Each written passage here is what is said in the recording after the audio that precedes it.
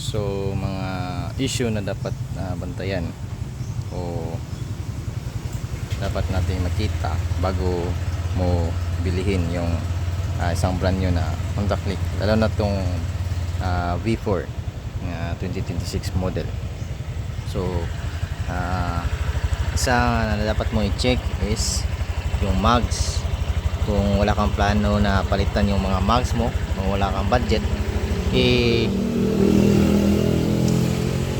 sikapin mo na lang i-check yung mags kung straight ba. Kaya nito, yan, kitang kita yung mags is hindi pantay o matatawag nating may defect. Tingnan nyo yan, stable lang tong kamay ko. Yan, may defect siya. Check niyo kung pantay ba. Hindi mapapansin, hindi makikita sa video kung pantay ba talaga yun. Yan. Dahil sa amin makikita dito pag panaikot namin, talagang malaki yung diferensya ng mags. Meron siyang makapal, meron ding manipis na. So makikita nyo dito ang banda, sobrang nipis na. Yan. Tapos pag ikot nyo, ito ang kapal, diba? So isa rin ito sa mga sinyalis na yung mga ano nila, molding nila o matawag nating mga hulmahan is hindi pantay. Isa ito sa makakos ng vibration, lalo na kung mataas yung RPM o mabilis yung takbo ng motor mo. At ito, isang emblem nito, natatanggal to so hindi ko sigurado kung lahat ba, so nilagyan ko na lang ng 3M double sided tape.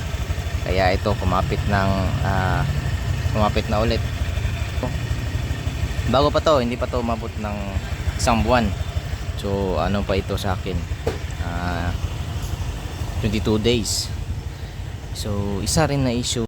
So dito makikita natin na straight na yung manubela.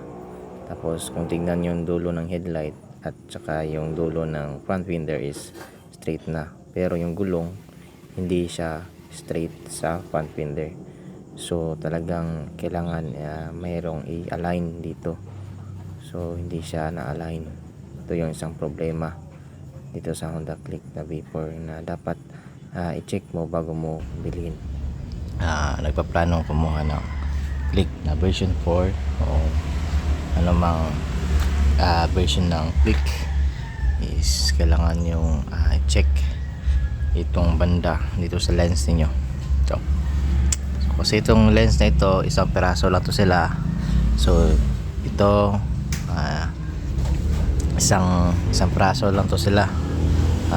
May cover lang na garnish.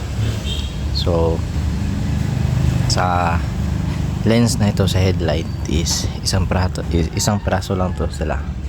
Ito isang piraso lang yan. Tapos makikita mo pa dito sa lalim, hindi yan tubig, crack yan o basag, connected yan dito. So malaki ding crack dito. Yan, refill nga ito sa sa kuko ko. So yan, crack. Tapos may paparating din dito na crack. Itong maliit yan. So bakit ba? Ito rin sa babaw, dito sa babaw banda may mga paparating yan, may mga maliit na crack mo yan. So siguro sa vibration or defect sa pag-manufacture ng mismong lens. So ito kita dito yan. So kita ito yan, napipili yan dito sa aking kamay, sa aking kuko. Ito malaki din ng crack.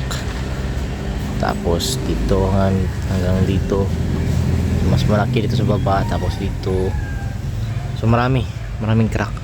So isipin na lang natin pag umabot ito ng 5 taon. So ang mangyayari dito, marami na dito mga crack bumaba, mga lines na mangyayari. Tapos dito mapapasok ka na to ng tubig ng lens.